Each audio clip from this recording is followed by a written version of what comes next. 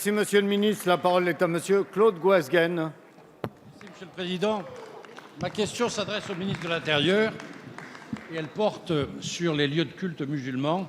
Et je voudrais vous rappeler les propos que vous avez tenus lors du débat parlementaire du mois de juillet.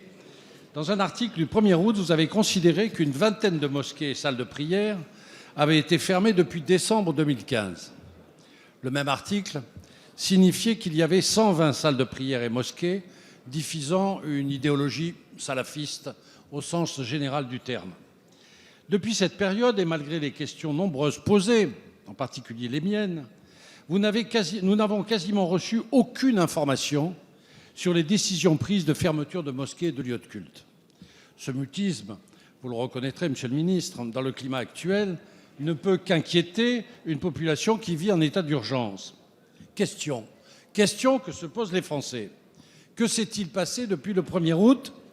Combien de mosquées et de lieux de culte ont été fermés? Combien d'associations salafistes ont été sanctionnées et dissoutes? Combien de fameuses écoles madrasa ont été sanctionnées? Il est évident que votre silence témoigne d'un certain embarras et je pense d'ailleurs que les difficultés d'ordre juridique sont probablement très importantes. Nous avions signalé lors du débat le 21 juillet que l'article 6 et l'article 8 de la loi sur l'état d'urgence ne vous permettraient pas, de toute évidence, et seraient insuffisants dans ce domaine, puisque devant les attaques terroristes, nous apercevons que ce silence est vraisemblablement lié à certains atermoiements devant les tribunaux. Du moins, je l'espère. On ne peut pas croire, objectivement, on ne peut pas croire aujourd'hui que dans l'état actuel des choses, tout d'un coup, les mosquées salafistes soient devenues un endroit fréquentable. Donc la question que je me pose, Monsieur le ministre, où en êtes-vous sur les chiffres? Où en êtes-vous sur les décisions juridiques? Qu'est-ce que vous comptez faire de ce point de vue? Merci. Dans la mesure où les mosquées La parole salafistes... est à Monsieur Jean-Marie Le Guen, secrétaire d'État chargé des relations avec le Parlement. Monsieur le député Goasguen, bien évidemment, le but d'une politique de lutte contre le terrorisme et aussi évidemment contre la radicalisation n'est pas en soi de fermer tel ou tel lieu de culte, parce que de temps en temps, la manière dont nous entendions les choses, on pensait que c'était en soi un objectif. Mais vous avez attiré l'attention évidemment du gouvernement et vous avez centré votre propos sur un certain nombre de mosquées qui pourraient abriter, c'est comme ça que je le comprends, des prêcheurs de haine.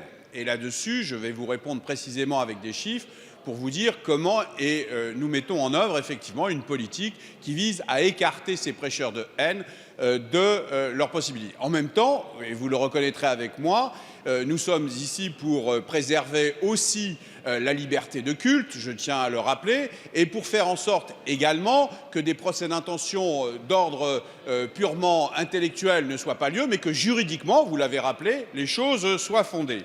Alors, monsieur le député, je tiens à vous dire que 9 mosquées ou salles de prière radicalisées ont été fermées sur le fondement de l'article 8 de la loi du 3 avril 1955 relative à l'état d'urgence.